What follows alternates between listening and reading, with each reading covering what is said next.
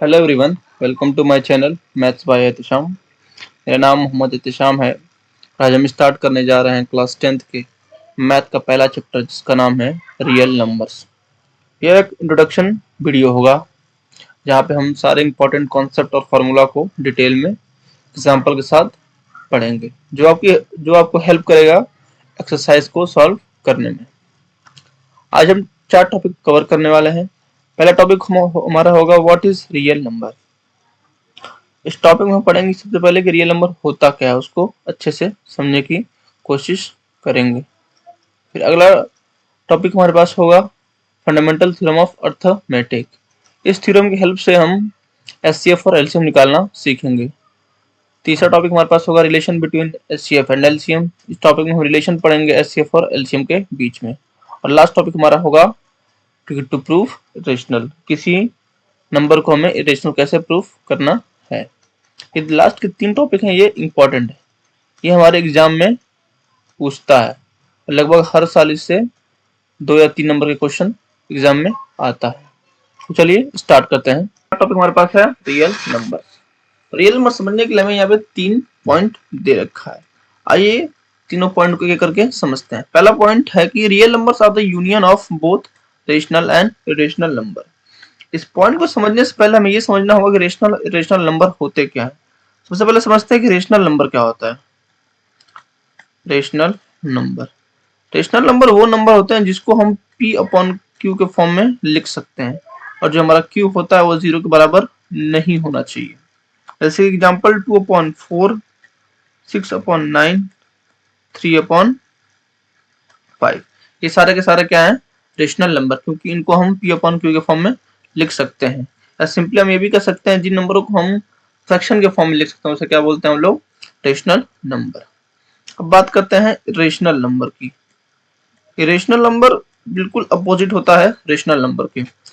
Irrational number में हम किसी भी नंबर को p अपॉन q के फॉर्म में नहीं लिख सकते, उसे हम लोग क्या बोलते हैं, इरेशनल नंबर। जैसे कि एग्जांपल √3, √6, √9 या पाई। ये सारे के सारे वैल्यू ऐसे हैं जिनको हम p अपॉन q के फॉर्म में नहीं लिख सकते, इसलिए इसको क्या बोलते हैं हम लोग, इरेशनल नंबर। आई होप आपको दोनों समझ में आया हो इरेशनल नंबर क्या होता है। अब बात करते हैं पॉइंट की। पॉइंट क्या कह रहा था, पॉइंट ये कह रहा था कि real numbers are the union of both rational and irrational numbers. जितने भी रियल नंबर होते हैं वो सारे क्या होते हैं, यूनियन किसके, रेशनल और इरेशनल नंबर। इसका मतलब ये है कि अगर सारे हम रेशनल और इरेशनल नंबर को मिला दे तो हमारा क्या मिल जाएगा, हमें रियल नंबर्स मिल जाएंगे। अगले पॉइंट की तरफ बढ़ते हैं। अगला पॉइंट है this number can be expressed on a number line. इसका मतलब ये है कि जितने भी नंबर रियल नंबर्स हैं उनको हम कहाँ एक्सप्रेस कर सकते हैं, नंबर लाइन पे। जैसे कि हम देख सकते हैं यहाँ पे हमारे पास नंबर लाइन है, यहाँ पे कहीं 0 होगा, यहाँ पे 1 होगा, यहाँ पे 2 होगा, ये 3 होगा, ये 4 होगा, -1 होगा, -2 होगा, -3 होगा, ये -4 होगा। आई होप आपको नंबर लाइन के बारे में पता हो। 0 के राइट साइड सारे पॉजिटिव होते हैं, 0 के लेफ्ट साइड सारे नेगेटिव होते हैं। तो हम देख सकते हैं कि हम आसानी से रियल नंबर्स को नंबर लाइन पे एक्सप्रेस कर पा रहे हैं। अब तीसरा पॉइंट है this number can B both positive and negative. जितने भी रियल नंबर्स होते हैं वो या तो पॉजिटिव भी हो सकते हैं या तो नेगेटिव भी हो सकते हैं। और ये हम देख सकते हैं कुछ नंबर हमारे पास पॉजिटिव है, कुछ नंबर हमारे पास क्या है, नेगेटिव। आई होप आपको तीनों पॉइंट अच्छे समझ में आया हो और तीनों पॉइंट ने आपकी हेल्प की हो रियल नंबर्स को समझने में। अब बढ़ते हैं नेक्स्ट कॉन्सेप्ट की तरफ। अगला कॉन्सेप्ट हमारे पास है फंडामेंटल थ्योरम ऑफ अर्थमेटिक। इस थ्योरम की हेल्प से हम एचसीएफ और एलसीएम निकालना सीखेंगे। और ये थ्योरम क्या कह रहा है, every composite number can be written as a product of prime in one and only one वे।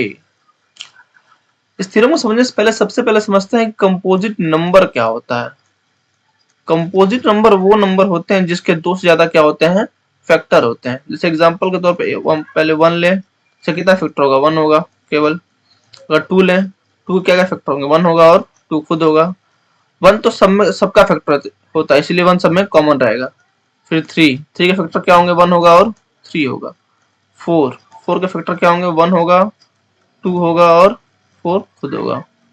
और 5 के फैक्टर क्या होंगे, 1 2 सॉरी 1 और 5 होगा। और 6 के फैक्टर क्या होंगे, 1 होगा, 2 होगा, 3 होगा और 4 होगा। तो हम देख सकते हैं कि बस यहाँ पे 4 और 6 के 2 से ज्यादा क्या है, फैक्टर हैं। इसका मतलब ये है कि 4 और 6 हमारा क्या है, कंपोजिट नंबर है। बाकी 1, 2, 3 और 5 हमारा क्या है, कंपोजिट नंबर नहीं है, क्योंकि इनके 2 से कम फैक्टर हैं। अब बात करते हैं कि ये कैसे हेल्प करता है हमको इस थ्योरम को समझने में। तो हमारा थ्योरम क्या कहता है, जितने भी कंपोजिट नंबर हैं उनको हम प्राइम नंबर के प्रोडक्ट के फॉर्म में लिख सकते हैं। जैसे एग्जांपल के तौर पर हमें यहाँ दे रखा है दो कंपोजिट नंबर 66 और 420। अगर हम दोनों का प्राइम फैक्टराइजेशन करते हैं, सबसे पहले 66 का प्राइम फैक्टराइजेशन करते हैं। पहले या 2 होगा, 33, 3 से 11, 11 से 1। इसको हम कुछ ऐसे लिख सकते हैं 2 इंटू 3 इंटू 11। तो हम देख सकते हैं कि जितने भी हमारे नंबर हैं जो प्रोडक्ट में, वो सारे के सारे क्या हैं, तीनों नंबर क्या हमारे प्राइम नंबर है। तो थ्योरम ये प्रूफ करता है कि हम कंपोजिट नंबर को प्राइम नंबर के प्रोडक्ट के फॉर्म में लिख सकते हैं। आई होप आपको प्राइम फैक्टराइजेशन निकालना आता हो किसी भी नंबर का। अब बात करते हैं 420 की। और 420 का हम प्राइम फैक्टराइजेशन करें तो 210, 105, 3 से करेंगे तो 35, 5 से 7 तो 1 पे देखेंगे तो 2 इंटू 2 इंटू 3 इंटू 5 इंटू 7। हम यहाँ भी देख सकते हैं कि 420 क्या है, कंपोजिट नंबर है, और जितने भी इसके प्रोडक्ट आ रहे हैं वो सारे के सारे क्या है, हमारे पास प्राइम नंबर है। इसका मतलब ये है कि ये भी हमारे इस थ्योरम को प्रूफ कर रहा है कि जितने भी कंपोजिट नंबर हैं उनको हम प्राइम नंबर के प्रोडक्ट के फॉर्म में लिख सकते हैं। आई होप आपको ये थ्योरम अच्छे समझ में आया हो। इस थ्योरम की हेल्प से हम अब एचसीएफ और एलसीएम निकालना सीखेंगे। HCF and LCM using prime factorisation. हमें पहले एलसीएम निकालना है 66 का और 420 का। हमने प्राइम फैक्टराइजेशन कर दिया दोनों का, 66 का भी और 420 का भी। डायरेक्ट एलसीएम निकालते हैं। एलसीएम निकालना, एलसीएम निकालना दोनों ही इजी है। एलसीएम निकालने सबसे पहले हम ये देखते हैं कि दोनों 66 और 420 के प्राइम फैक्टराइजेशन में सबसे छोटा प्राइम नंबर कौन सा है। तो देख सकते हैं सबसे छोटा प्राइम नंबर कौन सा है, 2 है हमारे पास। अब देखेंगे कि सबसे ज्यादा टाइम्स किसमें 2 आया है। हम देख सकते हैं कि 66 में एक बार आया है और 420 के प्राइम फैक्टराइजेशन में 2 बार आया है। तो हम सबसे ज्यादा वाले को ले लेंगे। अगला प्राइम नंबर हमारे पास क्या है, 3 66 प्राइम फैक्टराइजेशन में भी एक बार आया और 420 के प्राइम फैक्टराइजेशन में भी एक बार आया, तो उसको हम एज इट इज लिख लेंगे। अगला नंबर हमारे पास है 5 प्राइम नंबर, तो ये भी एक बार रखा है वो बस 420 के प्राइम फैक्टराइजेशन में, तो उसको भी लिख लेंगे। अब बात करते हैं अगले नंबर की। अगला प्राइम नंबर हमारे पास है 7, वो भी एक बार रखा है, उसको भी लिख लेंगे। अब बात करेंगे 11 भी एक बार रखा है, उसको भी सही एज इट इज लिख लेंगे। अब सबको हम मल्टीप्लाई कर देंगे। 2 into 4, 4 into 3 6, 6 into 5 60, sorry 4 into 2 into 2 4, 4 into 3 12, 12 into 5 60, 60 into 5 420, 420 into 11 4620। ये क्या है हमारे पास, एलसीएम। अब बात करते हैं एचसीएफ। एचसीएफ और भी आसान है एलसीएम के मुकाबले। हमें एचसीएफ में ये देखना होता है कि दोनों के प्राइम फैक्टराइजेशन में कॉमन कौन कौन से। हम देख सकते हैं 2 कॉमन है और 3 कॉमन है, तो 2 इंटू 3 कर देंगे, आंसर क्या है हमारे पास 6। तो हम देख सकते हैं हमारा एलसीएम भी निकल गया और एचसीएफ भी निकल गया। आई होप आपको ये भी समझ में आया हो कि हम कैसे एचसीएफ और एलसीएम निकालते हैं यूजिंग प्राइम फैक्टराइजेशन। एक इंपॉर्टेंट कॉन्सेप्ट है जिसके हेल्प से हम आगे के क्वेश्चन सॉल्व करेंगे, और ये बोर्ड में भी हर साल लगभग एक से एक क्वेश्चन पूछता है। अब चलते हैं नेक्स्ट कॉन्सेप्ट की तरफ। हमारे पास नेक्स्ट कॉन्सेप्ट है relation between LCM and HCF. अब हमें पढ़ना है एलसीएम और एचसीएफ के बीच में रिलेशन।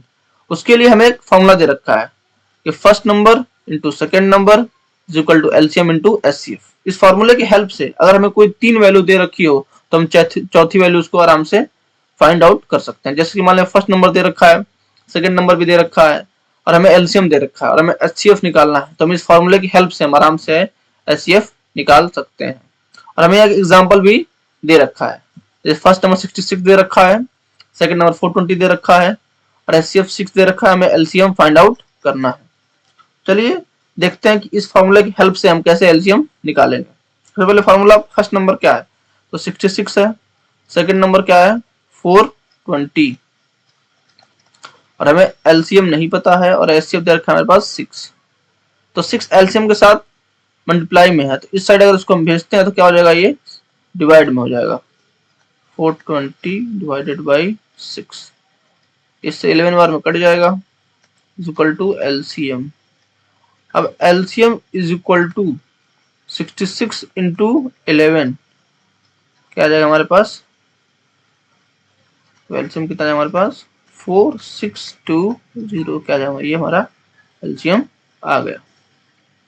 अगर आपको एचसीएफ दिया हो तो एलसीएम निकाल सकते हैं, और अगर मान लीजिए आपको एलसीएम दिया हो एचसीएफ भी एचसीएफ निकालना हो तो भी इस फार्मूले की हेल्प से हम आसानी से निकाल सकते हैं। ये एक इंपॉर्टेंट फार्मूला है, आप इसको याद रखें, और ये भी बोर्ड के एग्जाम में कई बार पूछता है। आई होप आपको ये भी कॉन्सेप्ट अच्छे समझ में आया हो। अब बढ़ते हैं अपने आज के लास्ट कॉन्सेप्ट की तरफ। लास्ट कॉन्सेप्ट है, इस कॉन्सेप्ट में हम सीखेंगे किसी भी नंबर को कैसे इरेशनल नंबर प्रूफ करते हैं। हमें इरेशनल नंबर प्रूफ करने के लिए एक मेथड होता है जिसका यूज करते हैं, जिसका नाम होता है कॉन्ट्रडिक्शन मेथड। इस मेथड का काम ये होता है जिसमें हम बिल्कुल इसका उल्टा करते हैं। जैसे कि हमें मान लीजिए कि प्रूफ करना हो कि कोई नंबर इरेशनल हो, लेकिन हम ये प्रूफ करेंगे कि कोई नंबर इरेशनल नहीं है। अगर वो नंबर रेशनल नहीं है तो ऑटोमेटिकली वो क्या हो जाएगा, इरेशनल नंबर। इसी मेथड को हम यूज करके हम प्रूफ करेंगे कि कोई नंबर इरेशनल नंबर होता है। तो हमें क्वेश्चन दे रखा है, proof √2 is a irrational number. तो चलिए स्टार्ट करते हैं और देखते हैं कि हम इसे कैसे प्रूफ कर सकते हैं। सबसे पहले हम मान लेते हैं कि √2 क्या है, रेशनल नंबर। ये हम अजम्पशन ले रहे हैं, लिख लेते हैं कि let us assume the contrary, that √2 is a rational। हमने ये मान लिया कि √2 क्या है, एक रेशनल नंबर है। अब हमें पता है कि किसी भी रेशनल नंबर को हम P/Q या A/B के फॉर्म में लिख सकते हैं। तो हम इसको यहाँ लिख लेते हैं, √2 इज इक्वल टू A/B, जहां पे A और B हमारा क्या है, दोनों को प्राइम नंबर है। को प्राइम नंबर वो नंबर होते हैं जिसके केवल एक फैक्टर होते हैं, जैसे कि 1 के अलावा कोई फैक्टर नहीं होगा, उसे क्या बोलते हैं, को प्राइम नंबर। अब इस इक्वेशन से हम B को इस साइड भेज देंगे, इस तरह की मल्टीप्लाई हो जाएगा 2 के साइड, सॉरी B होगा, हो जाएगा A। अब दोनों साइड क्या कर देंगे, हम स्क्वायरिंग कर देंगे, यानी स्क्वायर कर देंगे, दोनों साइड स्क्वायर कर देंगे। हम यहाँ पे लिख लेते हैं स्क्वायरिंग बोथ साइड। स्क्वायर करने के बाद क्या मिलेगा हमें, यहाँ पे 2 मिल जाएगा और ये भी स्क्वायर हो जाएगा, ये क्या हो जाएगा, ए स्क्वायर। अब थोड़ा इस कॉन्सेप्ट को समझने की कोशिश करिएगा। तो अब ये हमें देखना है कि ए का कौन कौन से फैक्टर हैं, मतलब कि ए को कौन कौन से नंबर डिवाइड कर सकते हैं। तो हम देख सकते हैं कि जो 2 है वो ए स्क्वायर को क्या कर सकता है, डिवाइड कर सकता है, यानी कि जो 2 है ए स्क्वायर क्या है, फैक्टर है। या हम लिख लें ए स्क्वायर इज डिविजिबल बाई 2। अगर ए स्क्वायर डिविजिबल 2 से है तो ए भी डिविजिबल होगा 2 से, ए इज डिविजिबल बाई 2। ये हमारा पहला कंक्लूजन हमें मिल गया कि जो ए स्क्वायर है उसको 2 क्या कर रहा है, डिवाइड कर रहा है, यानी कि जो ए स्क्वायर का फैक्टर क्या है, 2। और ए स्क्वायर का फैक्टर होगा तो ए का भी फैक्टर होगा। ये हमारा पहला कंक्लूजन है। अब आगे बढ़ते हैं तो देखते हैं कि हम अब इसको यहाँ से क्या लिख सकते हैं, ए को हम 2c लिख सकते हैं, क्योंकि हमें पता है 2 ए का क्या है, फैक्टर, तो इसको हम 2c लिख सकते हैं। यहाँ पे हमारा c क्या है, कोई भी इंटीजर है, c is any integer, c क्या है, एक इंटीजर है, इसको हम ऐसे लिख सकते हैं। अब इस a को की वैल्यू उठा के हम इसे एक स्क्वायर में पुट कर देंगे, तो यहाँ पे 2b इक्वल टू ब्रैकेट में 2c का होल स्क्वायर हो जाएगा। अब यहाँ पे 2b होगा, 2b स्क्वायर, ये 4c स्क्वायर हो जाएगा। 2 से 2 4 कट जाएगा 2 बार में, तो ये B square is equal to 2c² होगा। अब देखते हैं, अभी फिर सेम टू सेम इसकी तरह कॉन्सेप्ट यहाँ भी है कि अब देखते हैं कि बी को कौन कौन से नंबर डिवाइड कर सकते हैं, बी के फैक्टर कौन कौन से नंबर हो। तो हम देख सकते हैं कि 2 को इधर लाएंगे तो बी को आसानी से डिवाइड कर सकता है। इसका मतलब कि 2 जो है बी का बी स्क्वायर का क्या है, फैक्टर है। तो इसको यहाँ पे लिख लें, B square is divisible by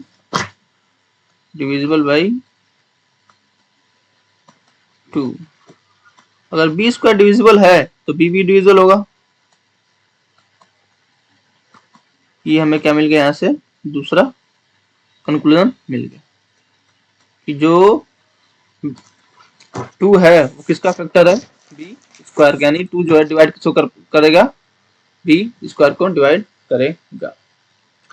तो यहाँ से हमें दोनों कैलकुलेशन से क्या रिजल्ट मिल रहा है, हम ये देख सकते हैं कि जो ए और बी है दोनों के कॉमन फैक्टर क्या है, 2। हैविंग कॉमन फैक्टर, दोनों कॉमन फैक्टर क्या है, 2।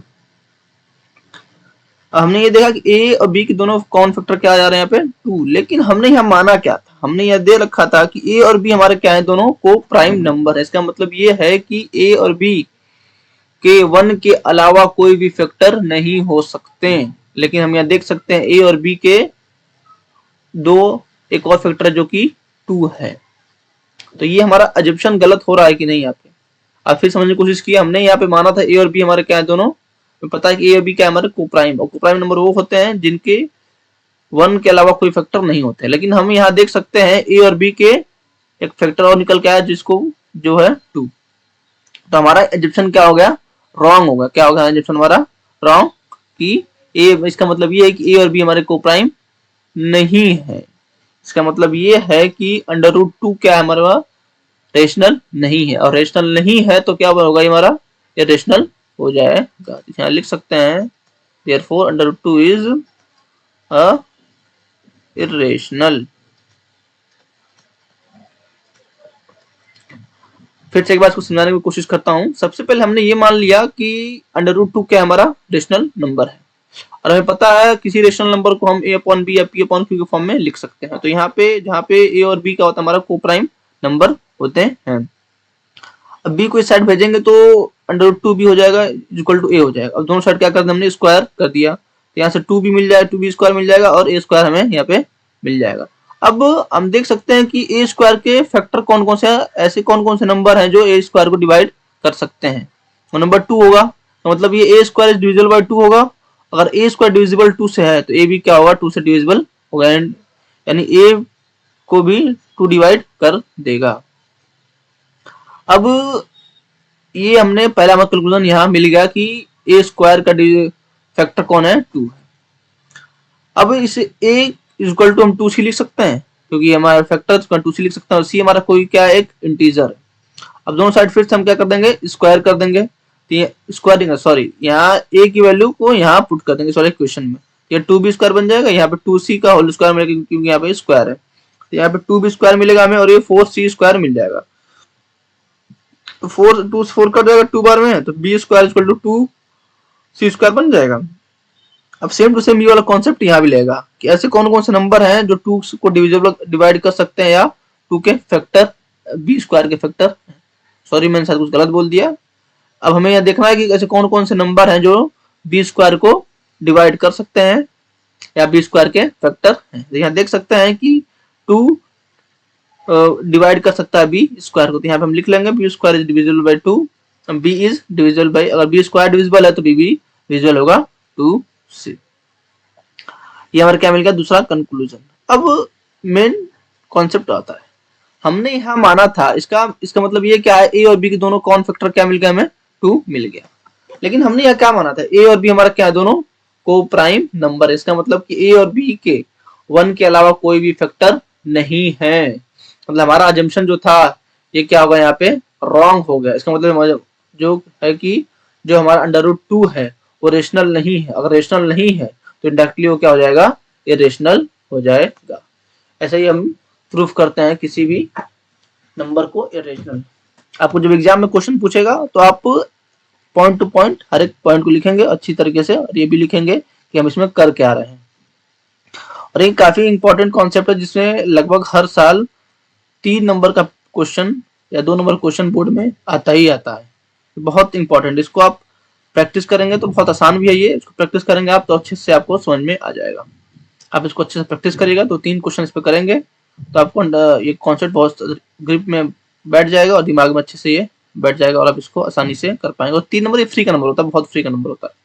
आई होप इस चैप्टर के सारे कॉन्सेप्ट आपको अच्छे समझ में आया हो, और इस पे हम आने वाले वीडियोस में सारे एक्सरसाइजेस को सॉल्व करेंगे इस चैप्टर को।